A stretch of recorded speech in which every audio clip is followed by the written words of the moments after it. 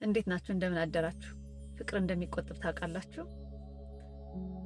ዛሬ እንደተዋደድ ነው ሁሉ ነገም ተዋደን ልንቀጥል እንችላለን። ዛሬ ስለተጣላን ነገም ተጣልተን እንቀጥላለን ማለት አይደለም። የዛሬው ቀን ዛሬ ላይ ሊያልቅ ይችላል፣ ነገ ሌላ ሊሆን ይችላል፣ ከዛሬ ደግሞ ሊቀጥል ይችላል። ዛሬ የምናደርጋቸው እያንዳንዷ ነገር ነገር ነገ ጥሩ ነገር ልታመጣልን ትችላለች፣ መጥፎ ነገር ልታመጣልን ትችላለች። ትናንት ከአንድ እህቴ ጋር እያወራሁ ነው ይህንን ቪዲዮ ለሌሎችም እህቶቼ ብሰራ፣ በተለይ ደግሞ ከኔ 10 እና 15 20 ዓመት ለሚያንሱት ታናናሾቼ ቢሆን ብዬ ነው የማስበው። ጥንቃቄ ማድረግ ያለብን ነገር በተለይ ፍቅረኛ ስትይዙ፣ ጓደኛ ስትይዙ ዛሬ ስለያዛችሁት፣ ዛሬ ስለወደዳችሁት፣ ዛሬ ስለተንከባከባችሁ እንደው በቃ በጣም እንክብካቤ በዝቶ እንደው በቃ እንደ እንቁላል ነው የሚባለው፣ እንደዛ ስለተደረገላችሁ ሁለመናችሁን አሳልፋችሁ መስጠት አለባችሁ ማለት አይደለም።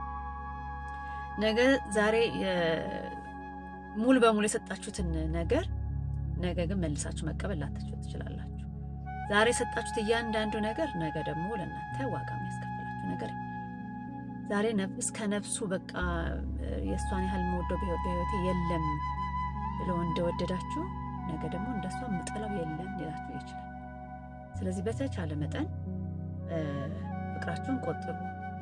ዛሬ ስለተዋደዳችሁ ሁሉ ነገራችሁን አሳልፋችሁ አትስጡ።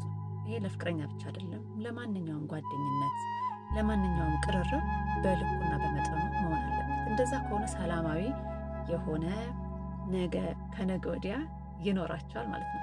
አለዚያ በብዙ መንገድ ትጎዳላችሁ። በሌላ በኩል ደግሞ በማወቅም ባለማወቅም ወይም ደግሞ በጣም በከፍተኛ ስሜትና ፍቅር ውስጥ ሆናችሁ ያደረጋችሁት ነገር ችግር ሲፈጥር፣ ችግር ሲያመጣ ራሳችሁን ለመጉዳት በቃ ሰማይ ተደፋብኝ፣ ተዋረድኩ፣ እንደዚህ ሆንኩ ብላችሁ ስለራሳችሁን ለመጉዳትና ዓለም በቃ መጨረሻዋ እንደሆነ ሁሉ ነገር እንዳለቀለት ማሰብም ተገቢ አይደለም። ስለዚህ ቢቻል ቀድሞ መጠንቀቅ ነው። ካልተቻለ ደግሞ ችግሩ ከተፈጠረ በኋላ ባወራችሁት ወሬ፣ ባደረጋችሁት ነገር እንደ ማስረጃም ተይዞባችሁ ትናንት የወለዳችሁ ሰው ዛሬ አሳልፈው ቢሰጣችሁ ምንም የምትሆኑት ነገር የለም። ወደ አንድ ሰሞን ነው ይባላል አይደለም? አንድ ሰሞን ሰው ሊስቅባችሁ ይችላል፣ ሰው ሊያወራባችሁ ይችላል፣ በጣም ብዙ ነገር ሊገጥማችሁ ይችላል። ከዛ ላይ ደግሞ ያልፋል። ብዙ ነገር ደግሞ አልፎ አይተነዋል። ስለዚህ በቃ አጥፍቻለሁ፣ እንዲህ አይነት ነገር አድርጌያለሁ፣ እንደዚህ የሆነ ነገር ተፈጥሯል፣ ከዚህ በኋላ ላለው ነገር ጥንቃቄ አደርጋለሁ፣ ይህን ግን ልለውጠው ስለማልችል ባዝን ብቆጭ ባብድ ብሰክር ምንም አላመጣምና የሆነ ሆን ብላችሁ መቀበል መቻል ደግሞ ይኖርባችሁ።